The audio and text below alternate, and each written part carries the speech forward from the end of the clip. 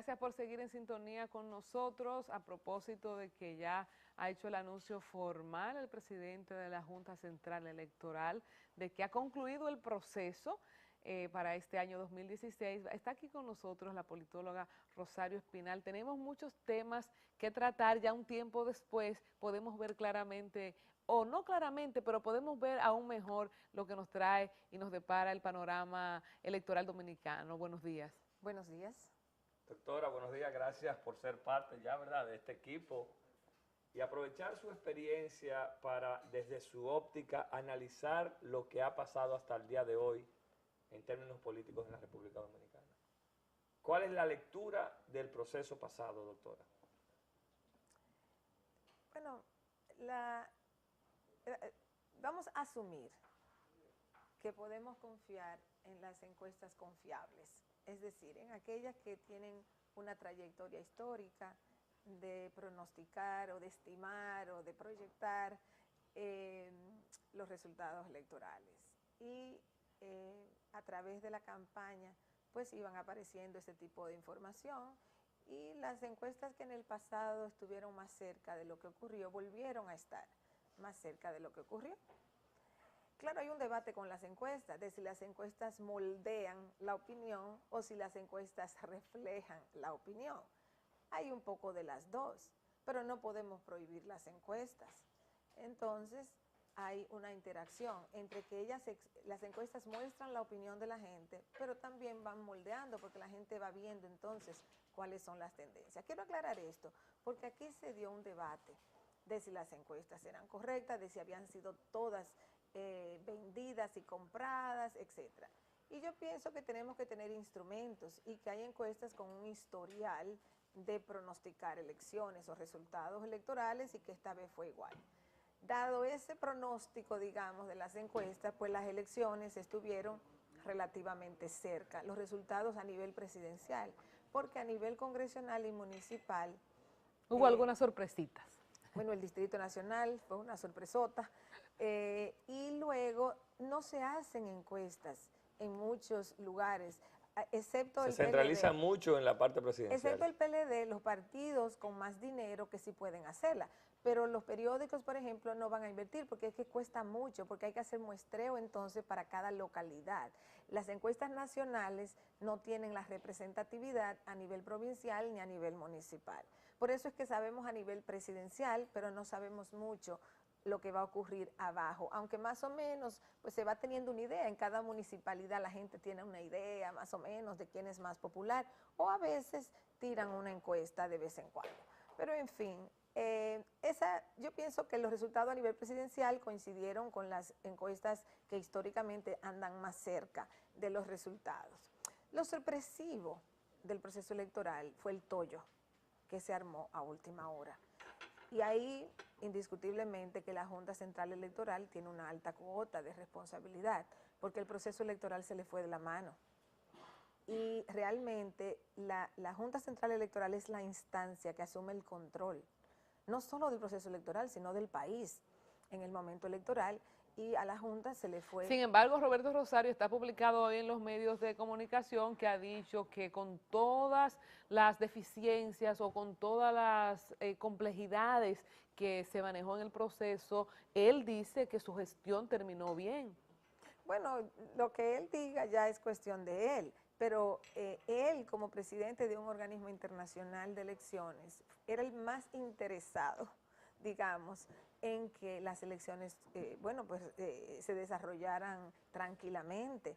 Siempre va a haber algún tipo de disputa, eso es normal en un proceso electoral, pero no estamos hablando de eso, estamos hablando de un tollo, o sea, se armó un tollo porque la oposición pidió unos días antes que los equipos no servían porque habían llegado tarde, porque no se había hecho la auditoría, porque en la prueba no dieron resultados. La oposición pide que se haga conteo manual y la Junta va accediendo pedazo a pedazo.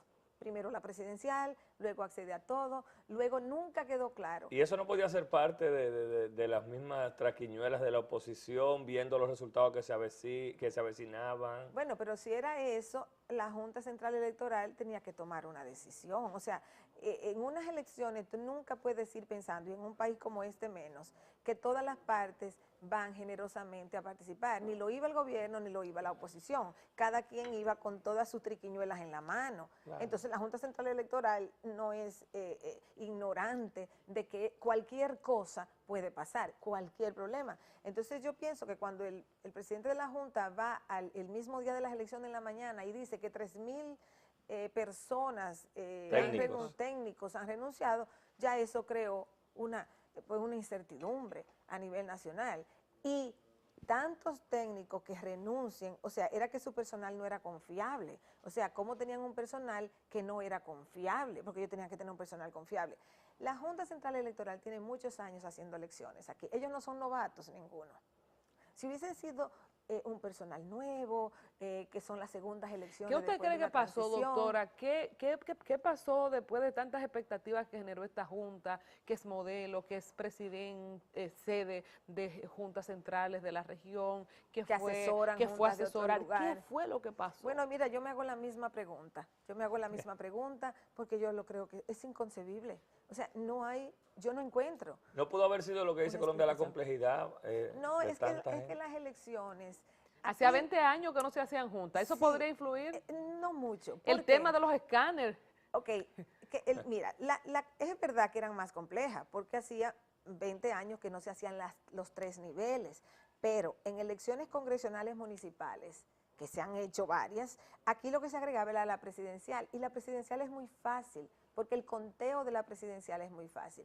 Yo pienso que el problema vino de que vino una ofensiva de la oposición, y la Junta Central Electoral no tuvo la capacidad desde temprano de decir vamos a acomodar las cosas y vamos a hacer los reajustes del lugar, o decir aquí no hay acomodamiento y las cosas van como se planificaron. La Junta tenía que tomar una decisión.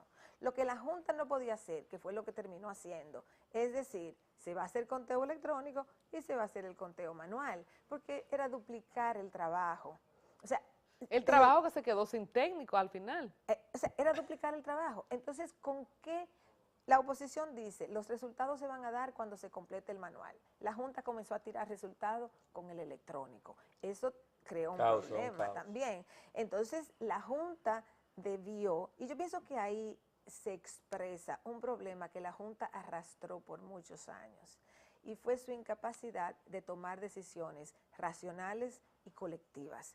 La Junta ha funcionado con una tensión interna, con un presidente muy fuerte, muy impositivo, y entonces nunca se sabe si lo que ellos están haciendo es producto de lo que decida el presidente o de lo que decide ese cuerpo, que no son muchas personas, que son 5 personas. ¿Y qué debe pasar con ese organismo, doctora, que a partir del 16 de agosto los nuevos legisladores deben de elegir nuevas autoridades para la Junta? ¿Usted entiende?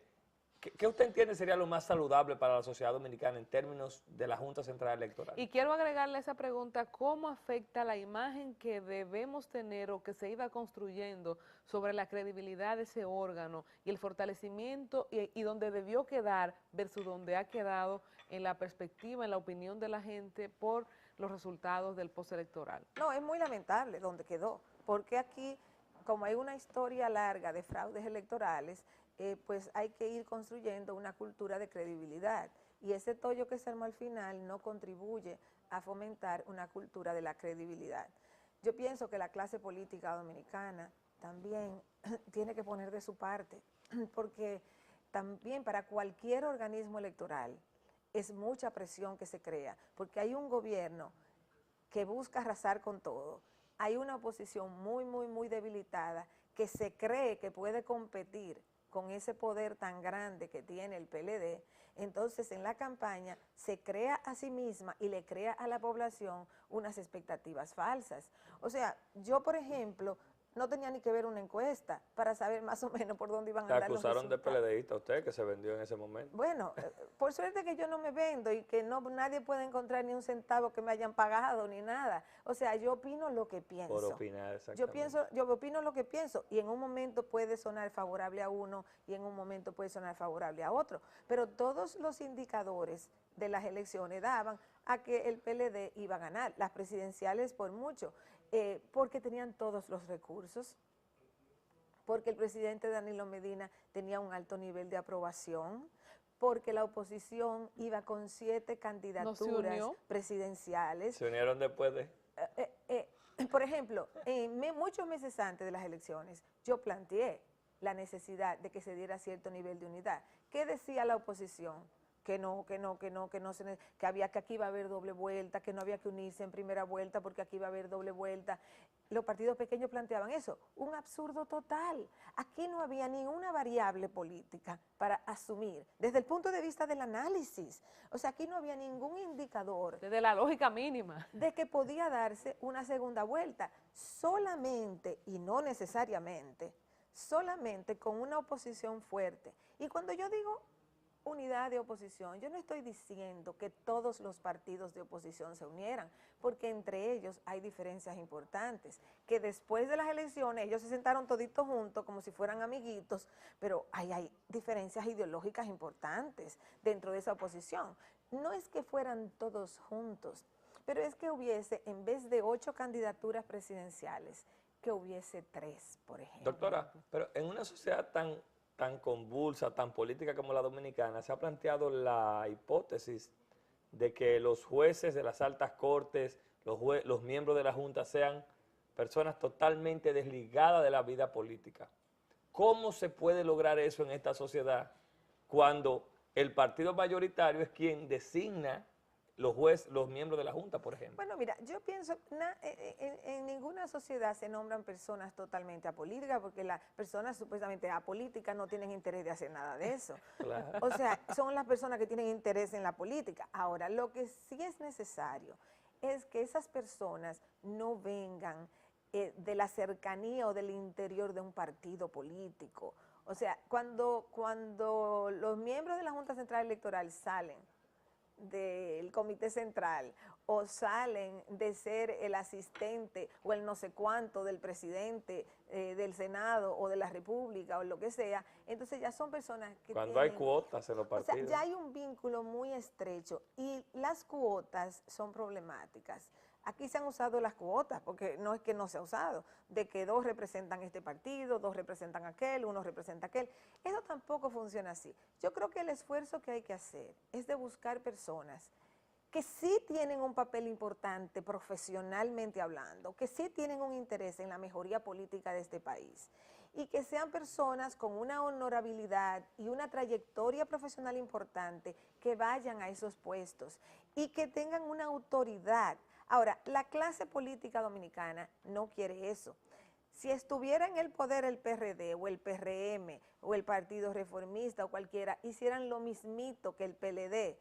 Son todos iguales. Ya lo han hecho. O sea, lo han hecho en el pasado. Entonces, aquí el problema está en que, claro, ahora el responsable es el PLD y no se le puede quitar responsabilidad, porque el PLD es el responsable ahora. Pero aquí hay una práctica que precede al PLD, de que no se valore la institucionalidad. Y aquí se necesita cierto nivel de institucionalidad, sobre todo en organismos como la Junta Central Electoral o el Tribunal Superior Electoral, que son entidades que van a mediar entre fuerzas políticas. Pasando del tema del órgano para pasar ahora al tema del ambiente político de liderazgo, hemos hablado del surgimiento de un nuevo estilo de liderazgo con Danilo Medina, pasando de este liderazgo lejano, quizás de Leonel Fernández, a un liderazgo de tú a tú con Danilo Medina. Y yo sé que todavía es rápido, todavía Danilo no ha tomado posesión, pero ya hay vientos, ¿no? sí, y se recomponen y cada quien está buscando ver a dónde arrimarse y ver por dónde andaría la cosa. Muchos dicen que Danilo Medina ya está en campaña, que sigue con su mismo estilo de visita sorpresa. ¿Qué se vislumbra en el liderazgo como tal, en la forma de hacer política? ¿Hasta qué punto la influencia del estilo de Danilo Medina debe obligar a un Leonel Fernández si decide volver, o a cualquiera de los que quieren arrimarse al liderazgo de Danilo, a que tenga que parecerse a él? ¿Tiene que parecerse un nuevo líder a Danilo Medina para calar en el gusto de la gente? Bueno, yo en un artículo que escribí la semana pasada planteaba que ni Leonel, ni Danilo, ni Hipólito deben repostularse nuevamente. Eso puede parecer iluso, porque van a decir, bueno, pero Leonel e Hipólito están calificados constitucionalmente para repostularse. Pero yo pienso que Leonel gobernó 12 años, que Hipólito gobernó 4, salió muy mal, ha intentado 2 veces después de eso ir a unas elecciones para ser presidente, ha perdido, o sea que lleva ya, digamos, 3 procesos electorales, 1 que ganó y 2 que perdió. Danilo Medina cambió la Constitución para repostularse y no debe cambiar la Constitución más. Esa es mi opinión. O sea, yo creo que ninguno, ni Leonel, ni Danilo, ni Hipólito deben volver a repostularse, por lo menos en el 2020. Y se vislumbra lo que dice Colombia en el futuro inmediato, no un sucesor, sino un liderazgo que pueda ¿Cómo debe lograr, ser el nuevo? Dado que lo ideal es que estos 3 no vengan, que yo estoy totalmente de acuerdo con usted, sobre todo donde hay tantas luces políticas, según ellos mismos dicen, ¿verdad? Escuela de política, ¿cómo fue que dijo Leonel? Una fábrica de presidente. Entonces, no vemos, quizás es pronto, pero no vemos esta nueva estrella. Bueno, lo que pasa, nadie veía la nueva estrella en Leonel Fernández en el 96, nadie veía la nueva estrella en el 2012 con Danilo Medina, o sea, nadie ve la nueva estrella. O con Hipólito en su momento. Solamente hay figuras que se destacan, que descollan antes de llegar al poder, es verdad. Y es verdad que ahora mismo no hay ninguna en el horizonte, pero la democracia se trata de ensayar con lo nuevo. Y Margarita, esa le gusta a Colombia, esa pregunta. Margarita, ¿tiene posibilidad, sobre todo por la sombrilla que ella tiene de Leonel Fernández? Bueno, lo que pasa es que la candidatura de Margarita no es una candidatura digamos, en la que ella compite por sí misma con los demás, sino que pasa por una aprobación de Leonel Fernández. Margarita no puede ser candidata si Leonel Fernández es candidato. O sea, pero ella tiene indiscutiblemente que Margarita sería la persona en este momento que registra mayor nivel de aprobación. Eso está medido en las encuestas. Pero el danilismo permitiría eso porque se pudiera ver que resurge un Leonel Fernández. Es que la candidata, el problema que tiene Margarita es Leonel. Bueno, ella tiene 2 problemas. Ella tiene el problema de Leonel, primero, o sea, necesita que él no vaya y la apoye, porque sería con ese sector que ella tiene que irse, y necesitaría que Danilo Medina la apoye también. Porque si Danilo Medina le enfrenta a otro, entonces, bueno, no lo va a tener tan fácil. Entonces, la candidatura de Margarita tiene que vencer el obstáculo de su propio esposo y de que el danilismo también la apoye. Tiene que dar 2 codazos en la cama, Margarita. Si esas 2 condiciones se dan, ella tiene el camino abierto. Pero fuera del fenómeno de Margarita, doctora, ¿debe el nuevo liderazgo, cual sea, a quién debe parecerse, a dónde debe enfilarse? Bueno, indiscutiblemente que el liderazgo político hoy en día tiene que tener una cercanía con el pueblo. Eso es preferible. En ese aspecto, Danilo Medina fue muy inteligente al buscar mecanismos de acercamiento.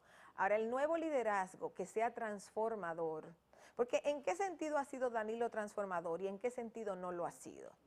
O sea, Danilo Medina ha sido transformador en el sentido de acercarse a la gente, en el sentido de darle un cierto énfasis, un mayorcito énfasis a las políticas sociales, al gasto social o a la inversión social, en el área de vivienda, en el área de educación, agricultura, de microcrédito. Falta mucho. Falta muchísimo por hacer porque el dinero de educación se ha usado sobre todo hasta el momento para construcción, para prolongar horarios, no se ha invertido en la calidad y si no se invierte en la calidad no estamos en nada, no hay transformación. Entonces en ese sentido lo que ha hecho Danilo, lo que ha cambiado digamos Danilo es que se ha dedicado un poco más a esa política social. En lo institucional no lo ha logrado, por ejemplo el desastre que vimos en la Cámara de Diputados antes de ayer. Eso fue una barbaridad. O sea, que este país a estas alturas, con un gobierno que ha recibido un 62% casi de los votos se preste a hacer esta porquería que hizo en la Cámara de Diputados, aprobando terrenos, aprobando la Cámara de Diputados un código penal que quita el mismo veto que le había hecho el presidente de la República, simplemente para contemporizar populismo con las iglesias, lanzando a la muerte a cantidad de mujeres, prohibiendo absolutamente todo tipo de aborto, obligando a una joven que sea violada a tener que terminar un embarazo, porque las iglesias hablan, pero las iglesias no resuelven el problema que tiene esa muchacha, ni el hijo que va a tener que criar producto de una violación. Hijo que seguro es hermano de ella. O el papá, casos. o el marido de la mamá, sí, o el primo, o sea, aquí hay una realidad social y podrán decir, bueno, toda criatura es hija de Dios. Bueno, no necesariamente, a mí no hay quien me convenza que Dios estaba presente en una violación sexual. O sea, es que no, el Dios de la gente que plantea que Dios estaba ahí, yo no sé, es un Dios verdugo, ellos tienen derecho a pensar como quieran pensar, pero las leyes no son para grupos religiosos. Si una persona es religiosa y su iglesia le dice, usted no puede interrumpir su embarazo, mejor muérase antes de interrumpir un embarazo, o mejor aguante todo lo que haya que aguantar si a usted la violaron, y usted cree en eso y usted quiere hacerlo, ¿usted lo va a hacer? Usted lo hace, la ley no le está obligando a interrumpir un embarazo. Que lo van a seguir haciendo. Ahora, lo que pasa es que la ley tiene que darle la oportunidad a la mujer que no se quiera morir en un embarazo de riesgo, poder salvarse, o a la mujer violada o joven violada que no quiera terminar ese embarazo, que pueda interrumpir ese embarazo. Eso tiene que tenerlo la ley, y lo que hizo la Cámara de Diputados fue realmente una gran chapucería, una muestra de irresponsabilidad total, y esa carga la van a tener todos esos diputados, y los senadores si la aprueban, y el presidente Medina si promulga ese código penal. ¿Y qué podría hacer el presidente? ¿Mandarla de nuevo? Observarla. ¿Otra vez? Que la observe otra vez. Ahora, lo que pasa es que lo que ha pasado en la Cámara de Diputados, yo no creo que se dio sin el consentimiento de Danilo Medina, porque esa Cámara de Diputados no podía actuar de espalda como chivo sin ley a los locos. O sea, esa Cámara de Diputados actuó a partir de un mandato superior. Entonces yo creo que lo que pasa es que parece ser que Danilo Medina ha decidido cambiar de opinión y decir, bueno, yo me voy a llevar de esto, de las iglesias que están más activistas en este tema, y no importa, las mujeres, bueno, que se mueran, si aumenta la mortalidad materna, no importa. Total, son mujeres pobres. Las mujeres de clase media, media alta. Se lo hacen por ahí en una clínica privada. O van privada. a una clínica privada y dicen que fue una hemorragia, o van fuera del país y se lo hacen. Sí. Ahora, las que van a estar en un hospital público donde ningún médico se va a atrever a atollarse por una mujer pobre, porque ningún médico va a correr un riesgo por una mujer pobre. Aquí a los pobres se lo lleva el diablo, como dice la expresión. Entonces, esa es la realidad que esos legisladores, porque ponen un código penal, aumentan las penas de 30 a 40 años. Gran cosa. Si 30 años no pudo disuadir un criminal, 40 años va a disuadir un criminal. ¿Cuánta gente aquí cumple 30 años en la cárcel? ¿Cuántos políticos aquí, que todo el mundo sabe que roban, están en la cárcel? Ninguno. Ni siquiera llegan al juicio. Entonces, todo este alboroto con que hay que aprobar este código penal, porque este código penal trae tanta cosa nueva. Aumentar la pena de 30 a 40, la debieron poner en 100 años. A ver, no hace nada. Doctora, tampoco. Vamos a conectar con Víctor Almonte, que tiene una pregunta para usted desde la mesa de los comentarios. Adelante. Así mismo, muy buenos días, profesora. Qué bueno tenerla nueva vez con nosotros como parte de este equipo, que siempre tenemos este diálogo urgente mensual o bimensual con usted. Vamos a regresar nuevamente a los partidos políticos, y en nuestra conversación anterior, cuando nos visitó, hablábamos del rol de la oposición. Y en ese momento decíamos lo importante que para el PRM era certificarse en un segundo lugar, y así lo hizo. Luego de recibir esa certificación, luego de las elecciones, vemos que el comportamiento del Partido Revolucionario Moderno es de sus principales figuras o líderes, de participar en protesta, de no ir a recibir certificaciones, de poner condicionantes para participar en un diálogo, en una ley de partido. Por lo que le pregunto, ¿es saludable el comportamiento para una organización política que por primera vez participa y logra obtener un segundo lugar? ¿Qué es lo más conveniente para una organización de esa naturaleza? Bueno, el PRM tenía que pelear los cargos que consideraba ganó y no le dieron. si tenía regidores, alcaldes, diputados, senadores, lo que fuera. Eso es legítimo, ir a defender sus candidatos que en alguna medida pudieron ser afectados en un conteo electoral. Ahora bien, eso es distinto a ser parte de un montaje de que aquí nada, o sea, de que todo fue un gran fraude, cuando usted como partido sacó la alcaldía de Santo Domingo, entonces ahí no hubo fraude. Muchísimas, la de La Vega, que era muy importante. La de La Vega, o sea, sacó varias alcaldías, sacó diputaciones. Senadores. Entonces, las condiciones bajo las cuales la oposición fue a las elecciones eran conocidas, que el PLD tenía casi todo el dinero. Eso no era noticia. La oposición sabía. ¿Qué hizo la oposición? Bueno, que en vez de buscar ciertos niveles de unidad, se puso a decir el dinero no importa, el pueblo quiere cambio y van a votar por nosotros porque el pueblo quiere cambio. Ese fue el discurso de la oposición. Entonces, tú no puedes, si tú sabes que tu contrincante es un monstruo, como es el PLD, con todo el poder, con 12 años en el poder, con muchísimo dinero, con intención de quedarse hasta que sea Hasta por el 44, dijo Leonel. Si ese es tu contrincante, entonces tú tienes que actuar en función de quién es tu contrincante. O sea, si tú vas a enfrentar un ejército, tú vas a enfrentar un ejército con una artillería súper y tú vienes a pelear con cuchillo, a ti te van a aplastar. Agregándole, doctora, a la pregunta de Víctor, ¿cómo queda a raíz de que usted cita una sorpresa? La alcaldía del distrito con un joven que se proyecta como David Collado, una joven como Carolina Mejía con el empuje de Hipólito Mejía. ¿Cómo queda ahora el PRM con Luis Abinader, Carolina Mejía y la ¿quién recae ese liderazgo? probable proyección de David Collado? ¿Cuál es el escenario? ¿Qué usted ve? Ya Hipólito dijo, doctora, que él no va. Pero que la eso hija se está lo- ahí. Se lo deja a sus hijos y a sus nietos. Bueno, lo que diga Hipólito varía. Eso No es así, sabemos. dicen en Salcedo. Ajá, entonces, ¿Cómo queda el lo liderazgo? ideal sería que él no fuera. Lo ideal sería que él lo diga y lo haga. Vamos a hacer una capilla para Hipólito, Danilo y Leonel. Lo ideal sería que él lo haga. Ahora, el PRM tiene grandes retos hacia adelante, porque tiene el reto, tiene la ventaja de que heredó un segmento importante del voto PRDista y de que como segundo partido que quedó, podría ser el partido que vaya construyendo y vaya creciendo en el polo opositor. O sea que indiscutiblemente el PRM tiene esa ventaja, porque un partido que comienza desde cero la lleva muy difícil. El PRM es heredero de un segmento importante del electorado, porque recibe el PRDismo y su liderazgo y todo. Ahora bien, el PRM tiene que resolver problemas de estructuración, problemas de liderazgo. O sea, ¿qué va a pasar? Es que automáticamente van a decir, Luis, tú eres el jefe del partido, porque los partidos necesitan una cabeza. Por eso el PLD ha sido O sea, exitoso. los partidos necesitan una figura que sea referente. Va a haber, porque un presidente Títere. o sea, un presidente cumple una función burocrática, vamos a decir, pero no es el líder del partido, No no necesariamente. es el que te mueve. Entonces los partidos necesitan el líder que te mueve. ¿Quién va a ser el líder del PRM? No está claro. Ah, No está ellos van a claro. tener que resolverlo. Va a ser Hipólito, va a ser Luis, porque entre ellos dos es que se va a dar la disputa. Y David no entra en ese escenario como nueva imagen, doctora. Se ve No, lejos, doctora. él no entra todavía en esa liga, vamos a decir, porque él todavía ni ha tomado posesión. Él, No se ha visto su gestión. no se ha visto su gestión. Además, yo no lo siento como muy conectado al PRM, él como que es una imagen aparte, así es como yo lo veo. Está Bueno, más PLD, me dicen.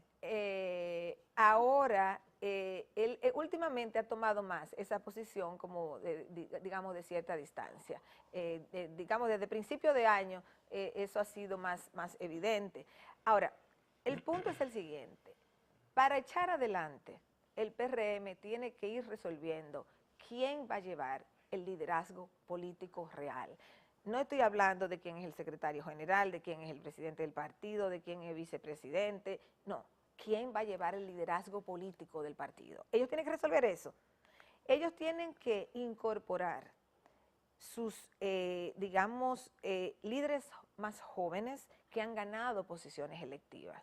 David Collado, Farideh Raful, Wellington toda Hernández. esa gente, Paliza, toda esa gente más joven que ya pasó por el pueblo, o sea, que tuvo que ir, competir en unas elecciones, recibir votos, que la gente conoce, que la gente le dio su aprobación.